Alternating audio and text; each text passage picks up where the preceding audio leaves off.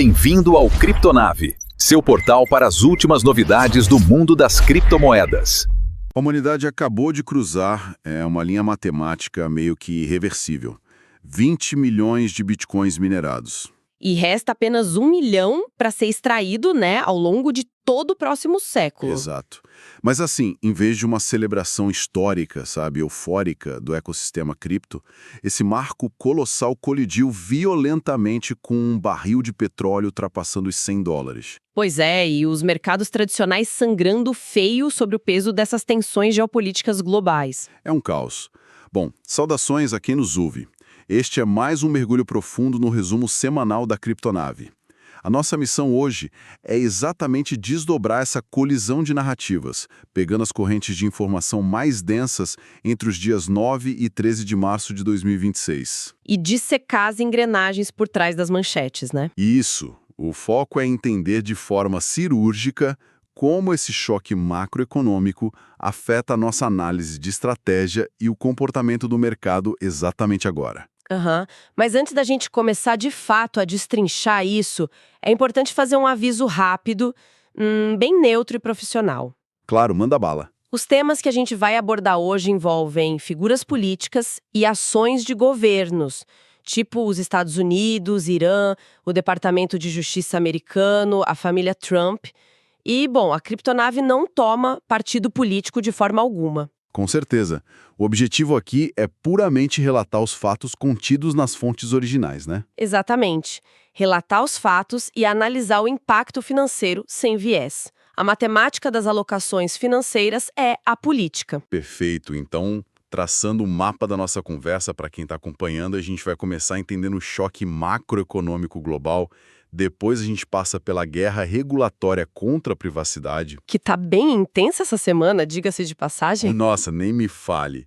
Depois exploramos o movimento de capital no setor de defesa e finalmente vamos entrar no nosso segmento estratégico para ver onde as baleias estão alocando capital no meio de todo esse caos. É um roteiro denso, mas necessário. A necessidade de ter essa visão estrutural profunda nunca foi tão urgente. A semana foi brutal em termos de fluxo de capital. Foi um banho de sangue em algumas áreas, né? Total. O que a gente presenciou não foram eventos isolados. É uma intersecção claríssima entre a crise de liquidez, as pressões sobre a tecnologia de privacidade e a fuga do capital inteligente para o setor de defesa e IA. Ignorar isso é operar no escuro. Então vamos acender a luz, começando pelo primeiro tópico, que é esse choque macro e a dupla natureza do Bitcoin.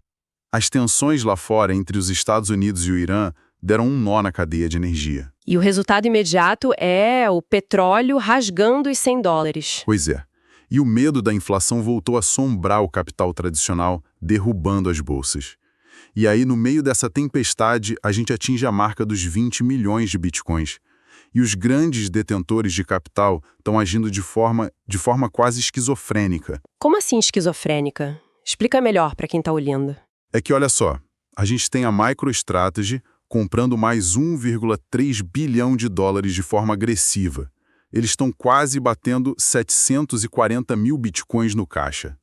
Uma acumulação insana. Sim, mas na outra ponta o botão simplesmente vendeu 42,5 milhões de dólares.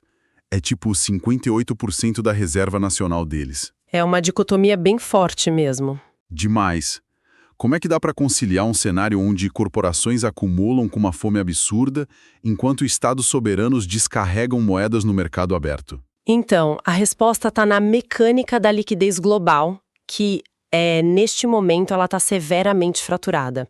Não é só uma reação emocional do mercado, sabe? É algo mais estrutural, então. Exato. É uma cascata de liquidações forçadas. Pensa assim, o petróleo bate $100, o mercado já projeta que a inflação vai persistir. Se a inflação persiste, os bancos centrais não cortam juros. E aí o custo de capital fica insustentável para os fundos alavancados. Exatamente. Quando o medo bate e as ações caem, esses fundos altamente alavancados recebem aquelas chamadas de margem. Eles precisam de liquidez imediata para não quebrarem. E eles não vão vender o imóvel ou o ativo ilíquido deles, né? Claro que não. Eles vendem o que é mais líquido, o ativo que funciona 24 horas por dia. Eles vendem o Bitcoin. Espera aí. Mas se o Bitcoin despenca, tipo, 10% no segundo em que estoura uma crise no Oriente Médio, ele está agindo meio que como um camaleão financeiro, não tá? Como assim um camaleão?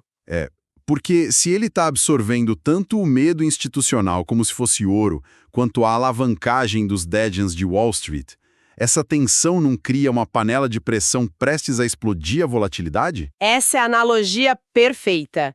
É por isso que o Bitcoin está sofrendo de uma, digamos, dupla personalidade forçada. Beta alto e porto seguro ao mesmo tempo. Isso. No curto prazo, na mão de fundo de hedge, ele é puro risco. Sofre pressão de venda de quem está desesperado por dinheiro. Mas a camada base, na tesouraria de quem não usa alavancagem, a matemática da escassez grita mais alto. É o caso da MicroStrategy, né? Eles não estão operando com chamada de margem. Exato. Eles estão precificando que faltam só 1 milhão de moedas para o resto da história. É proteção contra a inflação energética. E sobre a venda do botão, isso até corrobora a tese de reserva de valor. Sério? Mas eles venderam mais da metade. Sim, mas veja bem, um país enfrenta uma crise macroeconômica severa e usa sua reserva superlíquida para financiar o Estado. Eles usaram a reserva de valor para aquilo que ela serve, sabe? Ah, faz sentido. Eles tinham o valor armazenado e quando precisaram usar no mundo real, a liquidez estava lá. Exatamente isso. Entendi. Bom, passando dessa fase de acumulação corporativa super transparente, onde a gente consegue ver cada movimento da MicroStrategy na blockchain, a gente entra no nosso segundo tópico, e a transição é irônica. Irônica porque a gente vai falar da guerra pela privacidade on-chain, né? Isso, o campo de batalha da privacidade. A manchete pesada da semana é que o DOJ, o Departamento de Justiça americano, está buscando um novo julgamento contra o Roman Storm. Que é um dos desenvolvedores daquele mixer, o Tornado Cash. Ele mesmo, uma ferramenta para ofuscar transações no Ethereum. Mas o louco é que, ao mesmo tempo que o DOJ quer prender o cara, a Zcash Open Development Lab acabou de captar 25 milhões de dólares. Só para reforçar a privacidade criptográfica. É um contraste gritante do mercado. Gripante, mas eu quero focar na mecânica jurídica desse ataque do DOJ. Historicamente, a gente vê corretoras centralizadas caindo por lavagem de dinheiro, mas com o Roman Storm me parece um salto jurisdicional muito mais bizarro. É um salto abissal, na verdade.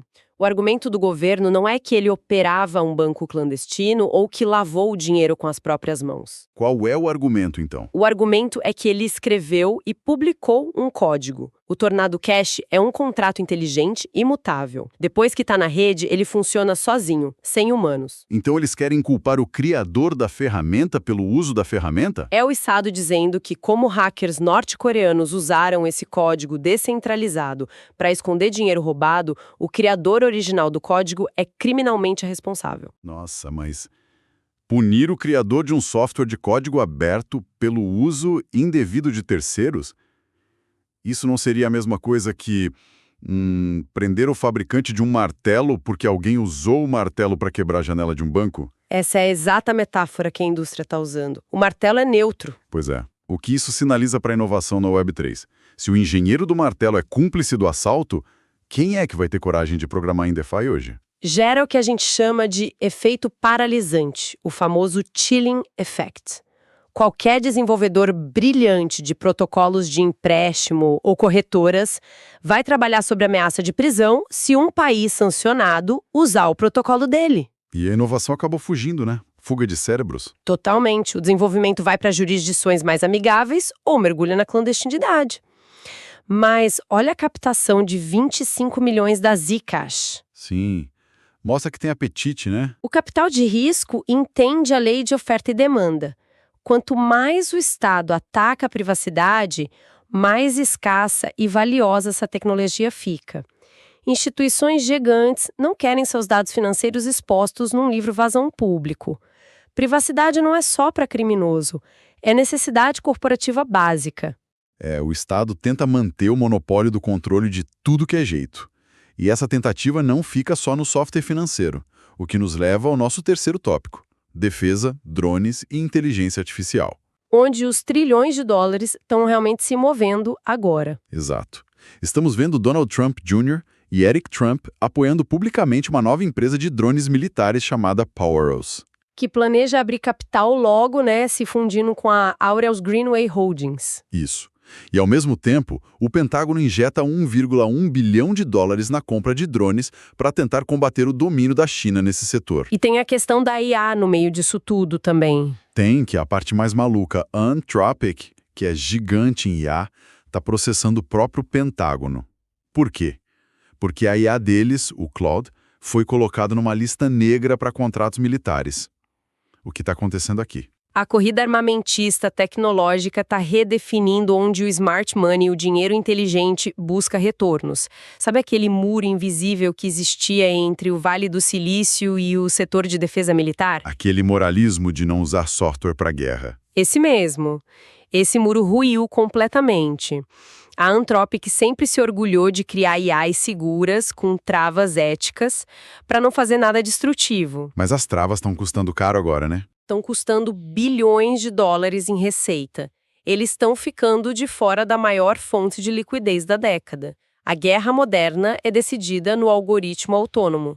O Pentágono vetou o cloud justamente pelas barreiras de segurança. E a Anthropic processar o governo é o pânico corporativo de perder essa bonança de dinheiro público.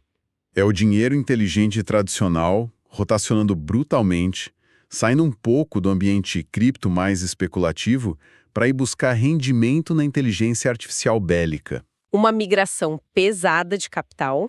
E isso nos joga direto no nosso segmento estratégico, porque a gente tem um choque em macro, o ataque ao DeFi e essa fuga de capital para IA.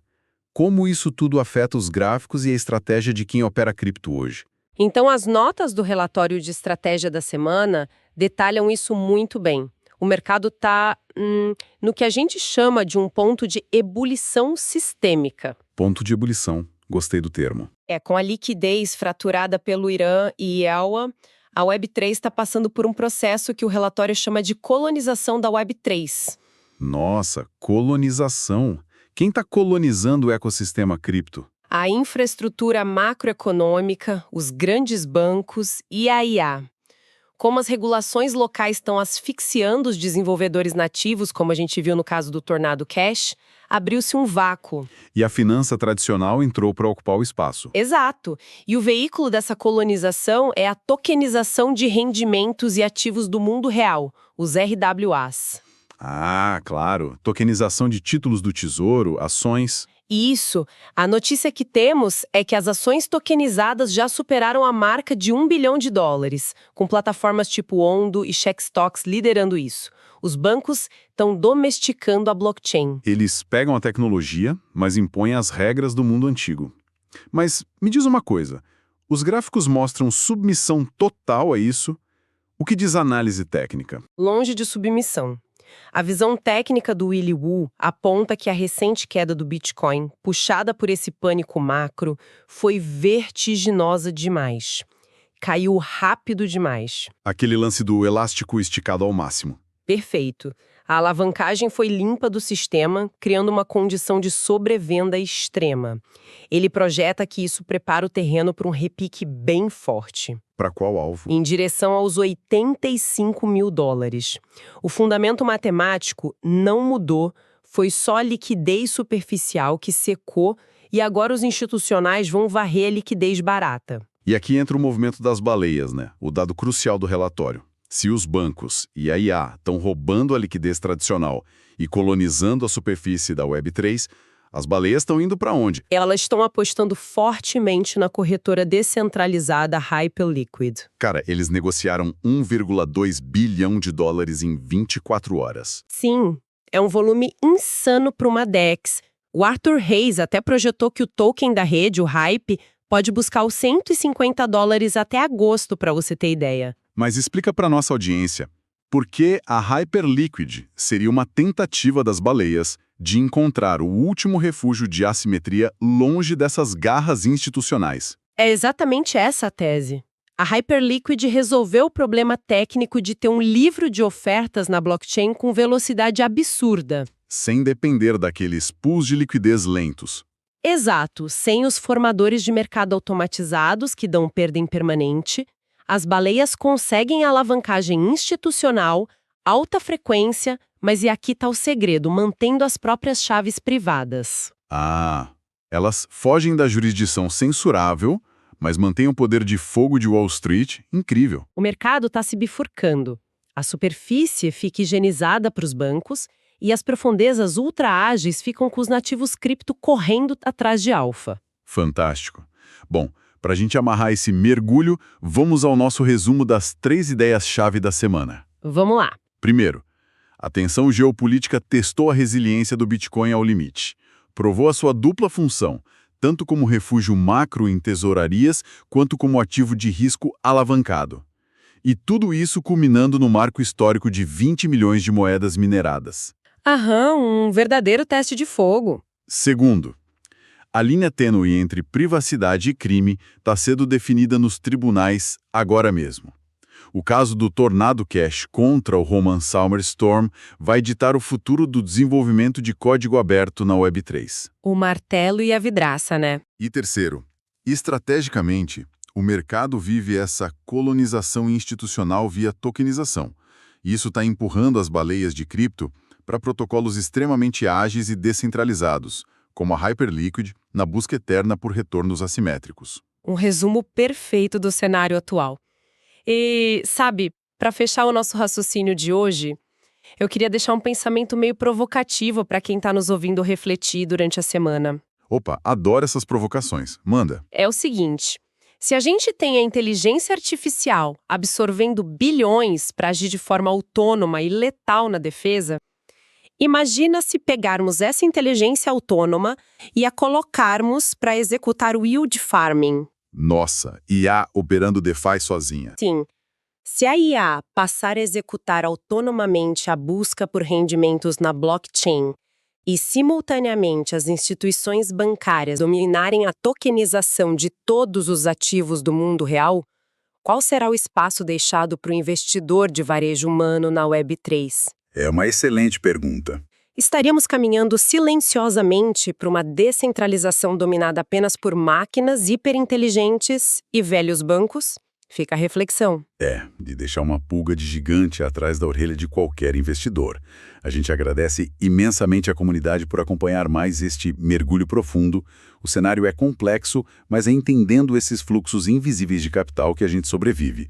Mantenham a mentalidade de hold, estudem os fundamentos e continuem conectados à Criptonave para as próximas atualizações estratégicas. Até a próxima!